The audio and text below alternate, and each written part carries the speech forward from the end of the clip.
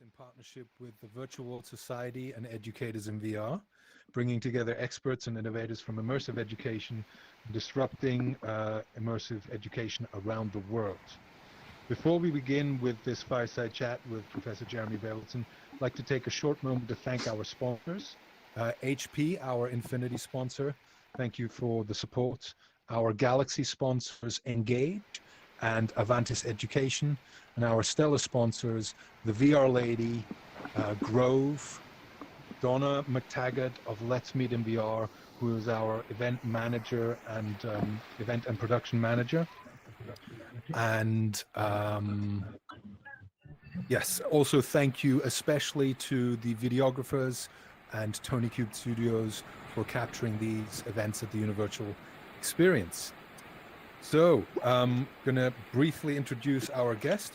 Jeremy Bailenson here is founding director of Stanford University's Virtual Human Interaction Lab, Thomas More Stork Professor in the Department of Communication, Professor of Education, Professor of Program in Symbolic Systems, a Senior Fellow of the Woods Institute for Environment, and a faculty leader at Stanford Center for Longevity.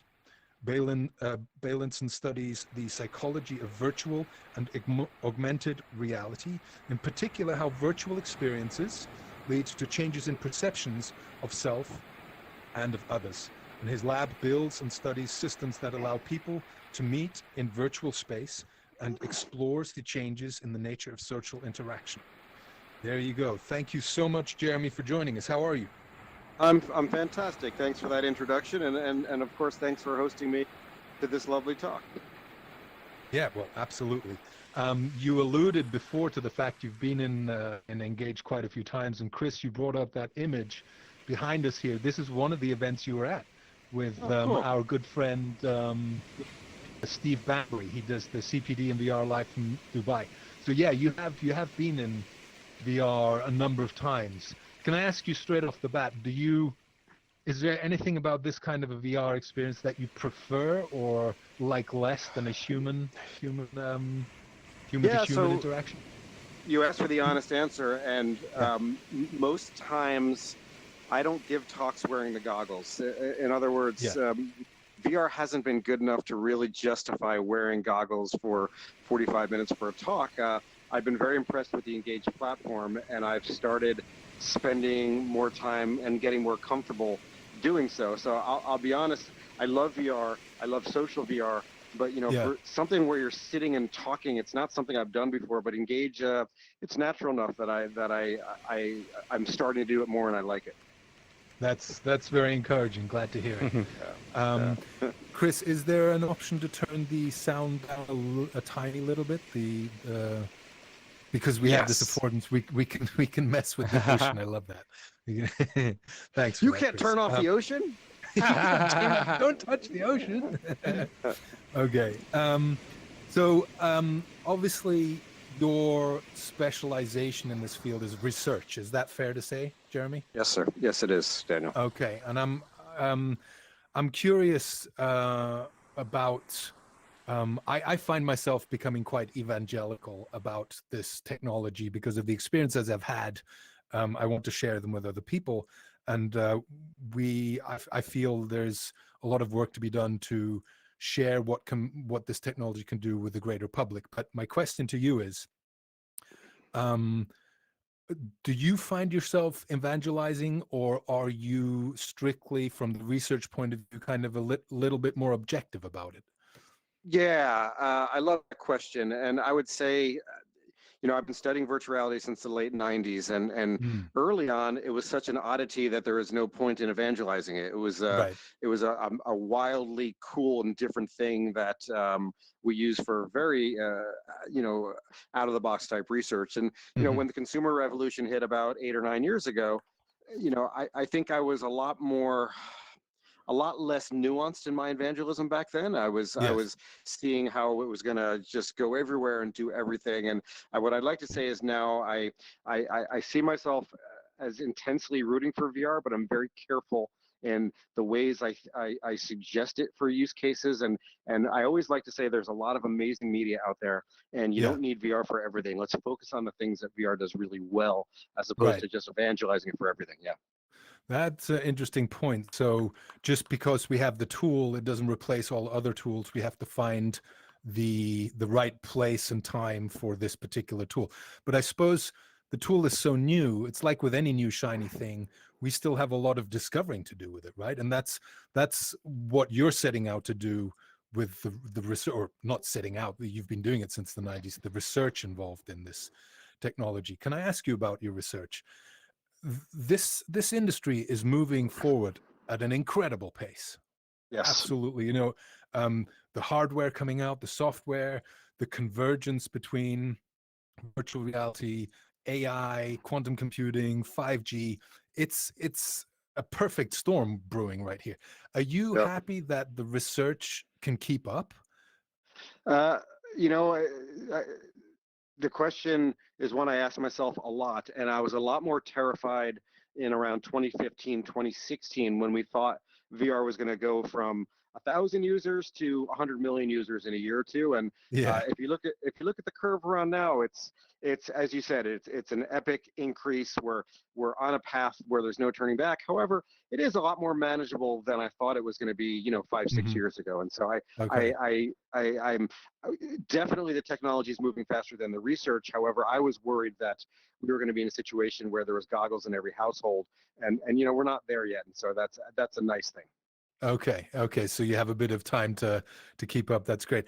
We've got a good friend who works with Nokia, a guy called Doug Hohulin. He did some Huh? really interesting research historically on when we had the first billion people, when we had the first billion, I think it was cars, first billion microwaves, first billion iPods, and so on and so forth. And he extrapolated this research going forward, applying it to emerging technologies. And I spoke with him about it, and on his estimates, he reckons around 2027 we'll have a billion VR headset users. Do you buy that? Can you see that? You 2027, know, that's 6 years away. I do a lot of things well. Being a futurist is not one of them. So I try to stay in my lane on that and let Yeah, others figure out these amazing timelines. But sure. I, what I will say is that there are some things that are sticking. And so events like we're Yeah, having now, this is proving to be a sticky one. Like the airplane ride that we took over here, and I know that was meant just to be fun, but yeah, that was kind of special, right? We were on a plane together, and now we're on a beach together, and there's something to this that I feel justifies putting on the goggles. And what lovely. we need to see is more of those types of applications emerge. And I'm happy to go through some of them. But Yeah. it's, to me, the hardware is amazing. Uh-huh. All the technologies you talked about, we're good enough to do great stuff. We just have to try and fail and try and fail and try and fail and end up on these use cases that are going to be, that are going to justify putting on these goggles and calibrating Right. this system and holding on to these controllers, right? Yeah, yeah. Yep. Fantastic. Yeah, absolutely. And I do want to come back and ask you about some of the experiences you mentioned there. Before we Yeah. do, yeah, Chris, oh, Chris, we had an image with some stats and figures of VR in the home. Um, would you be able to bring that one up for me when you have a moment? So on that note, you one of the things that always sticks with me, and when I started out in this with this technology about 3 years ago as well, I was concerned about my eyes and also about the mind and the effect that extended exposure to this technology would have on our eyes. Here you go. That's it. Um, and this is something I found with regards to parents' views on VR for kids. I don't want to go through all the stats and everything, but if I remember correctly, you have quite a strict rule in your lab about the amount of time you let your staff use VR before you recommend an extended break. Can you tell us a little bit about that, please? Yeah, so when we first started working with Google and with Facebook and with HTC, and I've been on the advisory board for Samsung for about 7 years. Hmm. We had to figure out, now that VR is a new technology, how do you think about age limits? How do you think about time limits? And Yeah. in the early days, what I proposed is a 20-minute rule, and Ah, 20 minutes is enough to be engaged in VR, to get a good experience, to do a training simulation, yeah. to spend some time with other people. And that was what I advocated. Now, in my lab, we run many human subjects. We have thousands of people a year come to the lab. in my lab studies, I still adhere to the 20-minute rule. So if Okay. you're a paid subject in my lab, after 20 minutes, I'll take the goggles off. You'll have a drink of water. You'll sit for a minute or two, and then we'll go back in. Now, Understood. Clearly today, I'm Okay. going to violate my own 20-minute rule, right? Because we're going to be in here for an hour. And Right. the technology. When I made the 20-minute rule, it was in 2016, 2017, Yeah. and I'm rethinking that. I will tell you that I'm thrilled to see you all. By 40 minutes, I'm wearing the HTC Vive Pro Eye right now. After 40 minutes, I'm gonna wish I wasn't in VR anymore, and Yeah. that's just me. So Okay. for me, it might have grown a little bit, but I still don't love hours in VR without breaks. Fair point. I can go for about an hour and then I want to break for sure. What we're going to Yep. do, a bit more of a conversation, have some Q&A, and then let Great. you get some rest before you feel No, I'm thrilled to uncomfortable. be here. I'm just, Yeah. I've amended my own rule, but I'm always sad when I spend, as you say, Right. hours. Yep. Yeah. And so you mentioned being on the advisory board of various organizations. Yeah. I think we can agree that this technology isn't going to go away. It's been a long time since they heard the phrase VR is dead. Yeah. It's here to stay as far Remember, as I'm remember when concerned. VR was dead and AR was everything, and it's a Exactly right. nice couple of So years of that. however long it takes, let's just assume that many, if not most, households are going to have VR. And, the parents have to, I don't know that parents really ever found a very good way of managing devices for their kids and teenagers yet. Now we No. have this whole new, much more powerful and immersive technology coming at us at an incredible rate. Are you happy with the advice and the standards and the protocols and so on we have for parents and kids with this? So I want to be very careful in this answer because I'm a huge fan of free speech, and I don't want to foist regulation upon people. So Mm. so I am not saying we should regulate and ban stuff. Hello? Oh, just a second. Yep. Whoever's accessing the IFX, I'd much rather you didn't because things like this happen. So there you go, Jeremy. You're back. You just Can I open my eyes? you can open your eyes. All Apologies for right. that. Yes. Yep. Okay. That's a VR. By the way, that's a VR veteran move. When something like that happens, just close your eyes. It all goes away. Exactly. Yes. Okay. Here we go. um, If you can remember. yep. Yep. Yeah, because that's the thing in the real world. If an earthquake happened, which we just had a kind of perceptive experience of an earthquake, closing your eyes wouldn't help, right? Right. but, Right. but in Yeah. this situation, if you close your eyes, it all goes away. And it's hard to make yourself do that, but it's a trick that sounds obvious, but it will help you out over time. Yeah. All right, so back to your question, I believe in free speech. On the other hand, the difference between doing hyper violence with a button and doing it with your own two hands is different. And and I'm not sure that we have figured out how to let parents know that about their kids. And Yes. so I think a lot about how to signal that. And the nice thing about as I mentioned, I worked with a lot of the big companies to help them figure out their age ranges. I actually recommended them much lower age ranges than 12 or 13, which a lot of them have All settled right. on. Because from a perceptual standpoint, with the visual system, there's no data that it hurts your eyes if you're staying in for 20 minutes, and there's no Right. data on psychological problems if you're doing things like we're doing now, or you're playing different types of games. But Yeah. the nice thing about their conservative decisions, by 12 or 13, a lot of the cognitive development is a further more advanced. But Right. so I think the way the companies have solved it is they've raised their age range, but that's obviously not a long-term solution. I mean, when I Yeah. talk with U.S. lawmakers and heads of state from other countries, they're not advanced in their thinking on this. And Okay. look, our U.S. government can't even figure out Twitter. How are they Exactly. going to That's the figure point this I'm trying to out? make. Yeah. Yeah. Yeah. Charlie said we had Charlie Fink speak at the opening, and he said we haven't put out the fire of mobile devices and social media yet, and here we are messing with this blaze. Yeah. Right. Yeah. Absolutely. All right. Thank you for that. That's interesting. Yep. I'm very intrigued to hear that you are reconsidering some of your earlier recommendations. I Steve, Chris, could you bring up the cover of Experience on Demand, please? Thank You you. bet. This is a book that Jeremy wrote, Experience on Demand. It came out, I think, about 2 years ago, maybe 3. I read it. Fascinating book. Highly recommended. Please read it. By the way, if anybody wants it, I'll send you a PDF. You don't need to buy it. I'm happy to send you a PDF. Oh, there, free copies of the book. Fantastic. Yeah. Thank you for that. What virtual reality is, how it works, and what it can do. It really is, for me, I hugely enjoyed it, and I've read it twice. Thank you. Recently I was thinking about, I just love the concept experience of demand. It really sunk in deep. And then we're talking about the spatial web and Web 3.0 and all of this.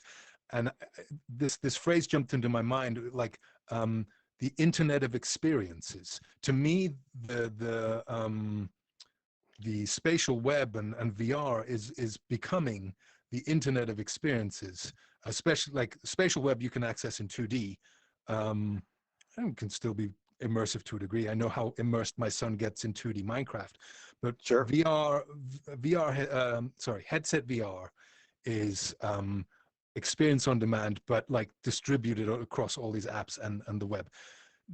What do you think? I mean, again, stretching a little bit into the future, few years down the line, when we have a lot of content, because kids are building worlds and companies are investing in content and so on, will that phrase be valid, the Internet of Experiences?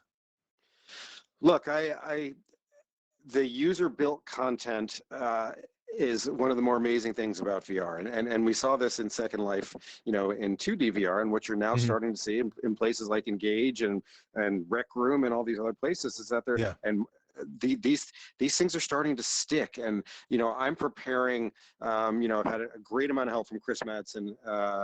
I'm teaching my summer class. I've taught a class at Stanford called Virtual People since the year 2003. It's now grown so that every year I teach it, I have about 5% of Stanford's students take it. We have about 200 students, and this year, because of COVID, I volunteered to teach it over the summer, which is starting June 21st. And the reason I wanted to do that is I wanted to give the hardware and the software, another 8 or 9 months to evolve. I normally teach it in the fall, and so I'm teaching this class. A third of it is going to be, me lecturing over video. A third of it is going to be things like this, discussion sections where we're in Engage and just sitting around talking and doing concepts. However, half of the students are going to be in Zoom. So we're going to compare this experience spatial to Engage. And then I know this is a long-winded answer to your question, Daniel, but I'm getting there. The bottom third is going to be what we're calling learning quests. And the learning quests is they're going to be going to do very special things in VR. And for those that have been to my lab, I know Caitlin's been there, and I know Chris has been there, some others here. My lab, we've got, probably 30 or 40 demos that are, some of them from as early as the late 90s, and some of them we built 2 years ago. But when you come to my lab on a tour, we give you these demos and we talk about the science. What I'm going to do for my summer class is I'm going to stick a bunch of them on this platform. And then they're going to live forever, right? And then anybody can have them. And so what you're seeing is just more of these amazing content that used to be specialized and only live on one platform and be tied to single hardware. Now they can migrate and they can be shared. Right. The proliferation of content, and especially in the hands of kids who just, think outside the box. Again, back to my son, he builds all kinds of worlds in Minecraft. I join him in Vivecraft and I can be inside his stuff.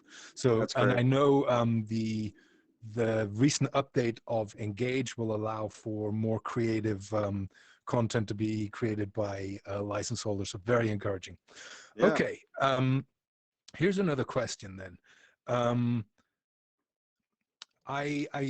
Another phrase that sticks with me quite a lot is spatial natives, right? We had the term digital natives, kids who've grown up they were just born, Wi-Fi existed, laptops existed, Minecraft existed. They don't know what it was like beforehand. If we think back, or if I think back to my generation, I remember the first VCR recorder I got. I remember the first time I heard the dial-up modem, all of that. There's a generation of kids growing up, this spatial generation, who don't know any different. 4G everywhere, and VR headsets are just the norm. What does that do to a generation? I mean, maybe it's a little hard to predict that, but do you have any thoughts on kids who grew up like that with that? And yeah, the best thing I can recommend to you, because that of course is an empirical question, and we don't have an answer, is I recommend reading the work of Jackie Bailey. She's a professor at the University of Texas Austin, yes. and Jackie Bailey. Jackie Bailey, Bailey. She's Thank you. run more experiments with young children than anyone on the planet. Fantastic. So she's run, at this point, hundreds and hundreds of kids as young as 4 years old. The bulk of her research is with 5 and 6 year olds, but and so she knows more about the pros and cons. I'm happy to summarize some of her findings, but no one knows the answer to that. Jackie is the one who's starting to scratch the surface and really leading that pioneering effort. Fantastic. Thank you. I will pick up on that. Yeah. My next question is, what for you at the moment is the most urgent research in this field required? Where's the biggest gap? Yeah. So much of it, right?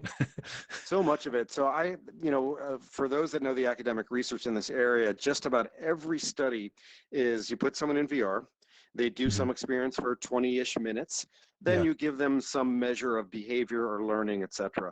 What's missing at my lab, what we've been doing for the last, I'd say 3 or 4 years, we've always included some longitudinal component where you check in with them a month later. So if you do a climate change demo, you'll check to see how their attitude changed 1 month later.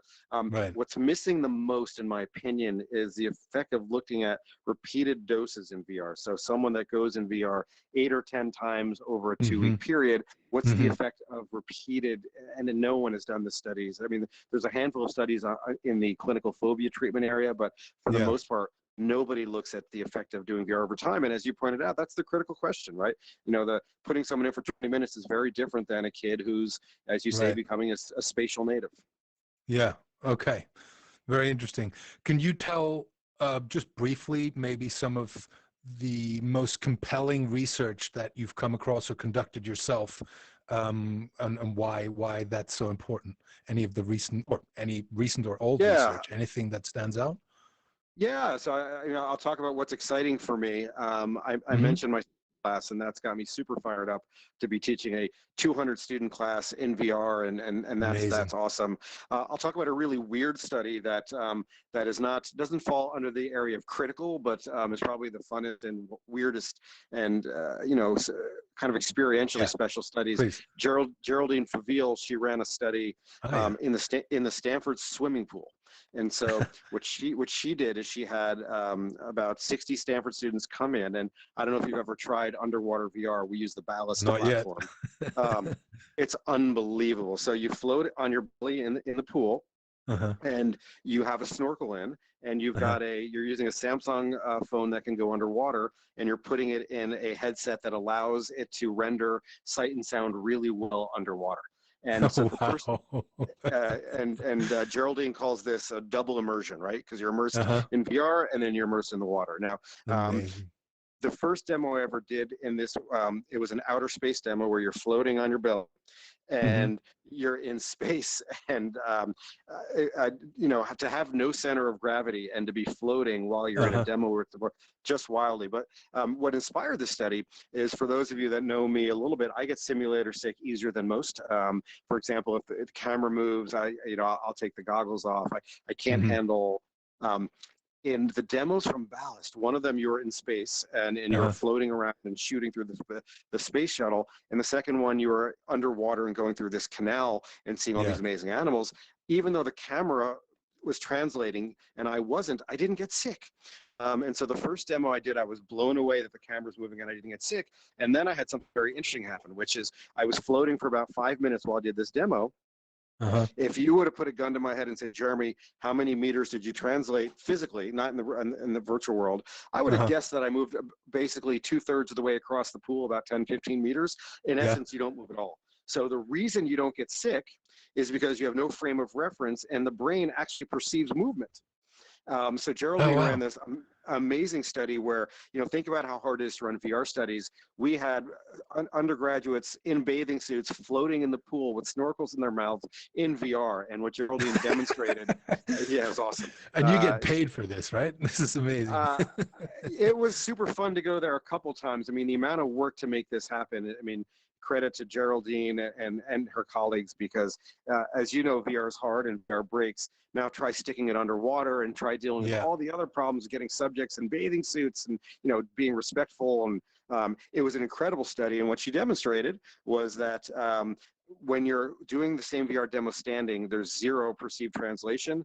Underwater, I think the average was 3 meters or something. And so, it's the really first demo that shows that you can cause people to believe that they've physically translated when they haven't. Amazing. Absolutely amazing. We got a question here from my friend Steve Lewis. Please unmute yourself, Steve. Yeah. Hey, Jeremy, just a quick question. Steve. Hey, how are you? Thanks for coming today. A quick question about Ballast VR. Steve Greenwood and the team did an amazing demonstration here in IAPA in Orlando a couple years ago, and a lot of us had an opportunity to demo it. I was curious to hear your comments and wanted to make sure the rest of the audience knew. They have, Daniel, a really unique design. I talked to Steve about this. Because they're using underwater, they had a concern about optics and how the water was going to impact, and he actually designed the display system to incorporate the water as you're floating. It actually fills up in the mask, and it uses the water to help you focus. Jeremy, what do you think about that? I think that's brilliant. Yeah, so I'll give you the backstory here. So Stephen Greenwood and myself and one other person, Alan Evans, we 4 or 5 years ago, I live in Redwood City. We went to the Peninsula Community Center, and the first prototype of this, we tried it out. We didn't, we kind of did guerrilla science. We just went in the public pool, and we're these geeks who are floating around in the pool. And they were considering that design versus another one. And the cool thing to kind of build upon what Steve just mentioned, light refracts differently than air than it does underwater, obviously. Yes. And the amount of work it was going to take to seal the optics so that if water got in, it was going to break it, was going to be prohibitive. And so they just decided to leverage that. Like, okay, let's let water in and just calculate the difference in refraction of light and water. And so there's also benefit to that with fogging. Fantastic. Cool. That's amazing. Okay. Absolutely. Really cool design. Yeah. Thank you for that, Steve. So I want to touch on one more subject, and then maybe we'll get some Q&A. But yeah, good. At what point, Jeremy, did you realize that social VR was going to be a thing? Because I mean, I love really good single player experiences, and my favorite by far is Google Earth VR. Absolutely amazing app. I spend hours, too many hours in there. Wow. But the thing that really keeps me coming back is the social interactions, meeting people, especially now in lockdown. Before lockdown, but even more now. At what point did social VR become a real player for you? Yeah, so for me, the life of a professor, there's outside forces. And in 2003, I went from a psychology/computer science lab to a department of communication at UC Santa Barbara. I was doing kind of basic engineering and studying the brain in VR. And then I was lucky enough to get a job at Stanford, and in the Department of Communication, we study how people communicate interactively. And so there was an outside force that dictated my attention to social VR. On the other hand, the reason I got the job is because my research facilitated that. I would urge all of you, if you go to my lab's website, vhil.stanford.edu, and you go to the publications page, you can sort the publications by topic. There's a button for that. And please go to social interaction, and you'll see all the work that we've done. We're asking questions about, so right now we're doing inverse kinematics on the arm to show the elbow. What's the benefit you get psychologically from that versus just floating hands? And we've done all sorts of fun studies. One thing we found out, a really nice illusion. So if you have a floating hand with no wrist, it's very different than if you float the hand and the wrist goes down about 10, 12 centimeters. And on the placemats where there's the visual illusions and there's these triangles set up and you see the triangles linked, there's a line there in your mind, even though the line isn't there in the real world. Okay. This is an illusion on a placemat that you see like in diners and things. I Mm-hmm. forget the name of the illusion. When you have the wrist pulled out about 10 inches, you actually see the outline of your arm, even though Oh, you're not really? rendering. Yeah, you're Your showing. mind just fills it in? Your mind just fills it in. And That's so amazing. so we do studies like that, comparing, because IK is not perfect, right? And even Mm-hmm. if you put an extra sensor above the elbow, it's still not perfect. Right. It's complicated. So we do work like that. We do a lot of work on things like eye gaze and personal space. Yeah. We Mark Miller is about to publish a paper. He's a PhD student in my lab. One of the things that I would love to talk about, engage this platform, there's a construct in psychology called synchrony, Uh-huh. nonverbal synchrony. And so when the group is going well, our movements are correlated. And Mark Miller just ran a study where he brought in 3 people at once, triads, into networked VR, and he studied when the group was cohesive, when our movements were correlated, and when it wasn't. Yeah. But no one has ever done that with a group of like 30 people, right? I mean, that's All right. unheard of in psychology, and Uh-huh. certainly in VR psychology. So studying the way that people move their bodies together, it's just a unique opportunity that we have on platforms like this. Absolutely. Fantastic. Yeah. I could talk for hours with you. Right. I have got a couple of more points. So, let me see. Yeah. Our Infinity sponsor is HP, and they've just launched their new Omnicept, the HP Reverb G2 Omnicept, which Yes. features a whole range of tracking. Yeah. I don't know all the technical details, but from a research standpoint of view, that's very useful, is it not? I don't know if you know, but I work with HP, so I'm on the advisory board for HP, and I help them Okay. develop the Omnicept algorithm. So Oh, fantastic. full disclosure there. What Okay. Omnicept does is it measures your physiology, the way your heart rate moves, the way that your pupils dilate, the way your eye saccades, the way obviously that your body moves, and then there's other things such as facial movements from a down-facing camera. And so they just released this new headset, which is the Omnicept edition that anyone can get, and you can look at all of this tracking data. You can Yep. use it for assessing how someone's doing in a task, but you can also use it to feedback in the simulation. So you'd be able to see my heart arousal via my heart rate right now, Right. and in a way that's not just kind of an Apple Watch kind of technology. There's a woman on the team named Erica Siegel who is a world's expert on physiology, and she really made this thing special. The one thing I will say for anyone that's doing research, 4 days ago, HP released the raw data for an amazing experiment where we had people do these very complex tasks, and we measured all their physiology while they were in VR.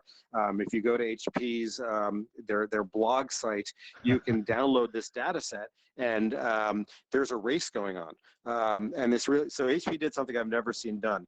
They released this raw data, and the raw data, in my humble opinion, is better than most academic data sets ever collected. They did a really good job at getting a diverse sample. There's hundreds of people. They're doing a really rigorous task, and along the way, you know everything about what their body's doing. They haven't published that academically, so they put the data out there without publishing it, and anyone's allowed to publish it.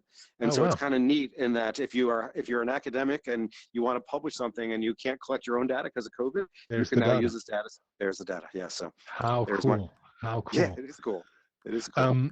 Let me ask, I mean, the technology in that headset is, oh, here we go.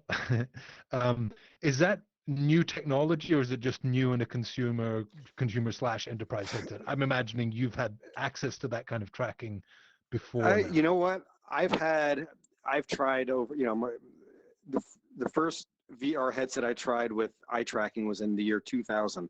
And it literally had a camera in the goggles that poked my eyeball. So none of this stuff is new. There's always been people that claim they can measure your physiology. The difference with what HP has done, and I don't say this lightly, they assembled a team that cared about the science and the results more than the flash. And Cool. so it's the work that went into. So think about your pupil. The pupil. There's 2 reasons why your pupil will dilate. One is because there's more light in the scene. The second is because there's an arousing event that's occurring. And there's different muscles that produce, it contracts with 2 different muscle sets.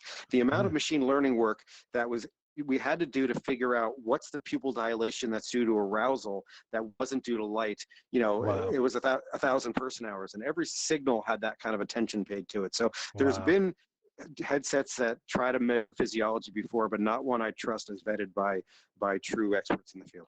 Fantastic. And so with more of these devices out there, we will collectively have access to more data.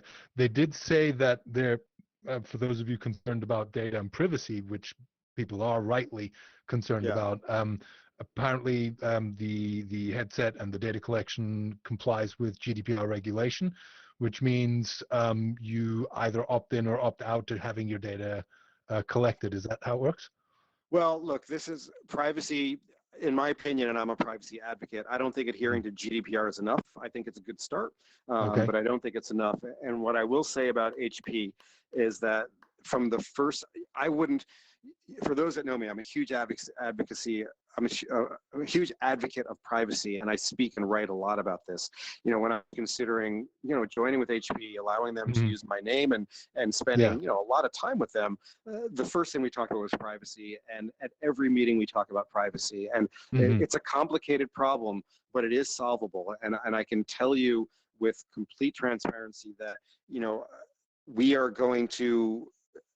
we have been really careful about how we're building the hardware, B, the platform, and C, the policies that we work with the companies. And we're paying more attention to privacy than any organization that I've ever worked with before. That's hugely encouraging. Thank you so much. Yeah. Jeremy, I'd love to hog you all evening, but I'm going to open up the event to some questions. Big round of applause, please, for those insights already from Jeremy. Please let us know if you have a question, and Chris and or I will unmute. Caitlin, I'm not surprised Caitlin has a question.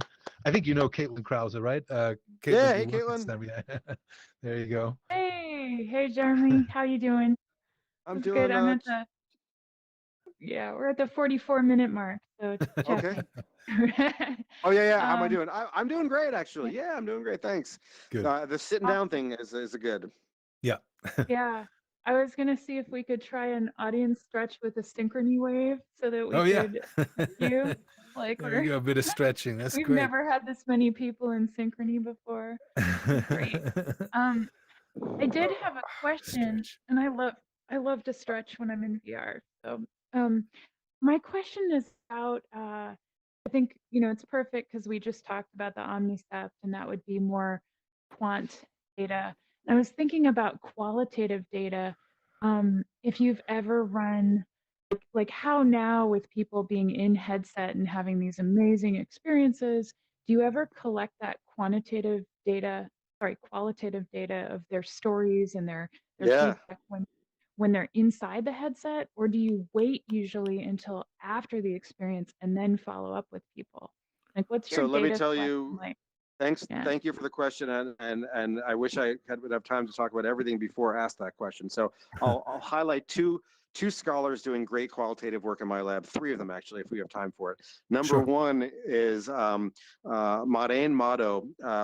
She did, during COVID, we all had to adjust, and the motto of my lab is that this is an opportunity because we study media, and we're going to work harder now than we ever did. And Madain epitomized that. She did an ethnography that included surveys, which I know is not qualitative, but about 30 in-depth interviews. Overall, we looked at 500 families. We looked at 200 of them for over a month, once a week, and 30 of them we really did qualitative interviews. And the question was, this was March 2020 when we started, maybe early April 2020. I'm a father. I have a 9 and a 6-year-old, and I thought, my life's going to be great now compared to others who just have to do Zoom. I can put my kids in VR. And I quickly found out for that age range, there's very little content. The content that there is, it's not really placed in a curriculum. And so what we did is a qualitative analysis to understand this snapshot in history, to figure out what parents were doing, what was working, what wasn't, what apps they were using. And Caitlin, if you shoot me an email, I'm happy to send you an early draft of that. Awesome. But so that's one example. Geraldine Flaville did this. It's going to sound so obvious, but no one in VR does it. For our climate change education pieces, for those that don't know, my lab has produced now 7 pieces. If you go to my lab's website, under content, it's all free. Please download it. we were designing some climate change education stuff. And instead of just designing it, Geraldine brought 30 marine scientists together in a room and had 3 separate sessions. One, they talked about what's your pain points in teaching about marine Oh, wow. science. Just forget VR. What is your pain point? What's the hardest part of your day in teaching marine science? Time 2, all 30 of these teachers had to go through a lot of VR, not just Google Cardboard, but we put them in 18 DOF, CG interactives. Like they learned what VR was, and then session 3 was okay. Now you know the pain points. Now you actually know what VR is, as opposed to thinking you do. Now let's talk about what to do. And she calls it a participatory design. Cool. And that paper is Wonderful. published. I can send you a copy. The third qualitative study we're doing right now is with a grad student called Reagan Ross. As you know, I do work on prejudice and empathy. One of the pieces that I've built in tandem with Courtney Cogburn is a piece about black-white racism that Courtney was the lead on, that I helped on the technology side. And there's a lot of work in VR about VR and racism, and with the idea that VR might be able to, in a tiny way, help people learn about themselves and perhaps get practice to be a bit better. Reagan, as a PhD student at Stanford, who's very active both in research and in life on anti-Black racism. And Reagan's been working in my lab for a couple of years trying to build these simulations and to think about how it integrates into diversity training. What we decided to do, because as part of our journey, we were talking to people that make content. We were talking to the heads of HR at Fortune 10 companies to figure out how they implement it. We decided to do an ethnography of anyone and everyone involved in building VR and race, to just understand their thinking and their motivation. So I'll pause there, but yes, we do qualitative work, and I'm very proud of it. Just sometimes forget to bring it up. Thank you, Thanks Jeremy. so That's much. wonderful. Wow. Thank you. And Yeah. you said that on your website you have a searchable feature where you can go through all your papers. Is Yeah. that only your papers, or is that papers pertaining to VR broader It's than what anyone happened? who works in my lab. Anyone who works in my Anyone who lab. works in that. Okay, Yeah. lovely. But Here's maybe your I need a please. qualitative button. Maybe I'll do a qualitative button. There you That'd be go. great. Here's your opportunity to ask Jeremy of Stanford Human Interactions Lab a question. Anyone, or a comment, or an idea, or maybe something you've been inspired about? We'll let people think. Oh yeah, we've got Robert here. Please, Robert, if you unmute yourself. Lovely. Yeah, you said 20 minutes you stay in VR. 20 minutes in what, a half hour? Or 20 minutes in a 24-hour period? Or Yeah, a great question. No, it's so sometimes we do experiments where they for whatever reason of the design, it needs to be an hour in. We just make them take the goggles off. We have them walk around, touch a wall, drink water or ginger ale if they're dizzy, talk to another human being, just kind of ground them a little bit. I've Right. had a couple bad experiences over my career with people that have gotten simulator sick, and we're really just trying to avoid that. do you ever think that there's going to be like robot avatars in the future? Yeah, there's a lot of people working on telepresence robots. It's yeah, and I've seen a couple that they're kind of fun to have around. I'm not sure how useful they are, but I've definitely spent some time with these, wheeled robots that have a monitor with someone's face on them that kind of walk among humans, and they're certainly novel. Okay. All right. Thank you. Thank you, Yeah, Robert. thanks for the Thank great you. questions. Yeah, Thank thank you. you. Just talking about qualitative data, There's we have a question over here. Is that? Oh Yeah, yes, over please. Sorry, video girl. Yes, please. Over to you. you mentioned diversity training. Are there any VR programs available now that companies can use for diversity training? Yeah, so I've spent a lot of time going over the landscape on this, and we have a piece called Thousand Cut Journey, which is you become a black male named Michael Sterling, and you experience racism as a child, as a teenager, as an adult. That's free and on our website. And when you download that for free, we don't just give that away. There's kind of an onboarding process where we just want you to know the motivations for it a little bit and how to onboard and offboard people from that experience. So that's for free. There's now probably 10 to 15, 7 or 8 startups that I think are getting traction in the area. Unfortunately, none of them are giving their content away for free. I mean, some of them will give you a demo if you want to, are considering interacting. But I've had a really hard time, and Reagan, when she began this ethnography, There's not a lot out there you can try. Some of the famous ones, there's a free 360 video called Traveling While Black, which Right. to me is more of it's a history piece more than it is about any training. I mean, in my old age, to me, there's this narrative that VR is going to reduce implicit bias. And I've never been a strong proponent of that as an argument. I think bias takes decades to form. It doesn't get chipped away with a 20-minute media experience. I do believe that when you do these VR experiences, two things happen. One is you're more willing and more ready to engage in the substantive material that we typically do in diversity training. So when you do Thousand Cut Journey, and then somebody wants to talk to you about policy and race, and you're more willing to kind of attend to that. So that's number one. Number two is what I see really good use for VR around diversity training is not kind of these gotcha moments or this, whoa, I now know what it's like to be this other person. I mean, I like those to help the conversation, but where I really see VR helping now is just giving somebody practice repetition. So you're a bystander and there's something going on and letting you practice. What do you say and when? Right? Think of it as a flight simulator. And I think as a field, we need to move away from VR is going to solve bias to VR is a tool that lets you practice and lets you understand better. Doesn't solve anything. It's just a way to help you get better. Wonderful. Thank you very much. Thank you for that. Please do get my attention if you have another question. I wanted to mention something. I was involved in designing a VR lab at my college here in North Wales in the United Kingdom. And one of the ideas I had was this concept of a VR log. So that, like, you know, like a flight training log book, you have a log book that you would just, after each experience, take a moment to reflect and just keep it like a diary. That would be quite a useful feature. And then I thought actually what would be useful is to have a utility, a VR utility that you can access in any application as just a little internal voice memo recorder. So you have a thought or an impression, you click a particular button, record your voice, it becomes a memo. Because so often I have impressions or insights during an experience. I don't want to leave the experience and writing isn't good yet or typing, but to have a little voice recorder utility that mutes you to the outside world. I can quickly record something just to capture reflections. That would be nice. Agreed. And I think Robert had another question over here, please. Yeah, what's your website again? vhil.stanford.edu or stanfordvr.com. Takes you to the same place, stanfordvr.com. All right, thank you. Wonderful. Yeah, you're welcome.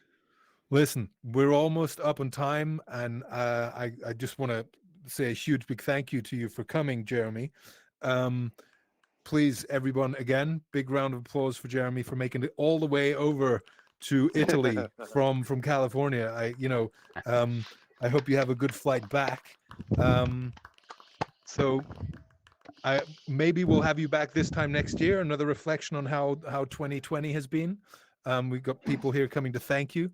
I'm just going to make some closing statements, and I'll stay, Jeremy, after this. If you want to go, feel free to. If you want to hang around, feel free to. So this has been another Univirtual Experience Conference with Virtual World Society and Educators in VR, disrupting education around the world. Thank you to HP, to Engage, to Avantis Education. Thank you to Donna McTaggart of Let's Meet in VR. Thank you to the VR Lady, to Grove XR. Thank you to Tony Cubed Studios for filming this and many other events of our Univirtual Experience. Please do check our schedule for more upcoming events, because we have a whole bunch more speakers, guests. We've got events on 18 different platforms, Jeremy. I don't know if you know that. We're going to be playing Gorilla Tag and Tilt Brush and all these things. But just for a moment, signal to the videographers. We're good to go. Thank you.